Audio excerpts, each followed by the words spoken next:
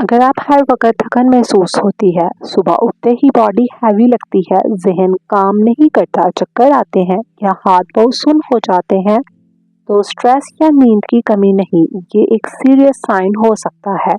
और सबसे खतरनाक बात, ज्यादातर लोगों को पता ही नहीं होता कि उनकी बॉडी में B12 डेंजरसली लो हो चुका है। आज की वीडियो में मैं आपको बताऊंगी B12 डेफिशिएंसी का हिडन सिम्टम्स, इसकी असली वजह क्या है, कौन लोग सबसे ज्यादा रिस्क पर हैं और फूड से इसे नेचुरली कैसे ठीक किया जा सकता है। वीडियो को अंत तक जरूर देखिएगा क्योंकि ये आपकी हेल्थ बदल सकता है।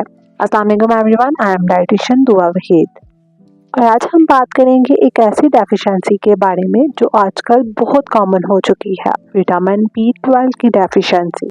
ये सिर्फ थकन तक लिमिटेड नहीं होती, ये आपके ब्रेन, नर्व्स और ब्लड सिस्टम को डायरेक्टली अफेक्ट करती है। चलिए शुरू करते हैं। विटामिन B12 होता क्या है? ये एक इम्पॉर्टेंट न्यूट्रिएंट है जो रेड ब्लड सेल्स बनाता है, ब्रेन फंक्शन को सपोर्ट करता है, नर्व्स को स्ट्रॉन्ग रखता है, DNA सिंथेसिस में भी रोल प्ले करता है। अगर इसकी कमी हो जाए तो जिस्म आहिस्ता आहिस्ता वीक होना शुरू हो जाता है।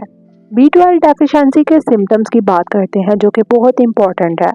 आपको इनमें से कुछ भी फील होता है तो अलर्ट हो जाइए। कांस्टेंट थकन और वीकनेस, चक्कर आना या डेजीनेस, दिमाग का स्लो हो जाना, ब्रेन फॉग, मेमोरी वीक होना, सांस का फूलना, दिल की धड़कन तेज होना, स्किन का पेल या जर्द हो जाना, डिप्रेशन या मूड का स्विंग होना, स्वेयर केसेस में walk imbalance, vision problems, nerve damage भी हो सकता है। यानी ये सिर्फ एक विटामिन की कमी नहीं है, ये पूरी बॉडी को अफेक्ट करती है। B12 डेफिशिएंसी की वजह, अब सवाल ये है कि इसकी कमी होती क्यों है। सबसे कॉमन रीजन है पुअर डाइट। जो लोग मीट, एग या डेयरी नहीं खाते उनमें B12 नेचुरली नहीं होता प्लांट फूड्स में।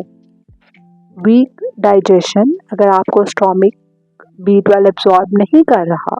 एज फैक्टर, 40 प्लस एज में एब्जॉर्प्शन नेचुरली कम हो जाती है। मेडिसिन का लॉन्ग टर्म यूज करना, एसिडिटी मेडिसिन, डायबिटीज मेडिसिन जैसे मेटफॉर्मिन का इस्तेमाल करना, गट प्रॉब्लम जैसे IBS, gastritis, intestinal issues, pregnancy और ब्रेस्ट फीडिंग, इस स्टेज पर B12 की डिमांड ज्यादा होती है।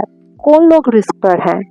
ये लोग सबसे ज्यादा रिस्क पर हैं जो वेजिटेरियंस हैं, बहुत ज्यादा एल्डर लोग, diabetes patient, pregnant female, chronic acidity patients, weight loss, extreme diet follow करने वाले लोग भी इसकी डेफिशिएंसी का रिस्क उठा सकते हैं। अगर आप इन कैटेगरीज में आते हैं, रेगुलर टेस्टिंग जरूर करवाइए।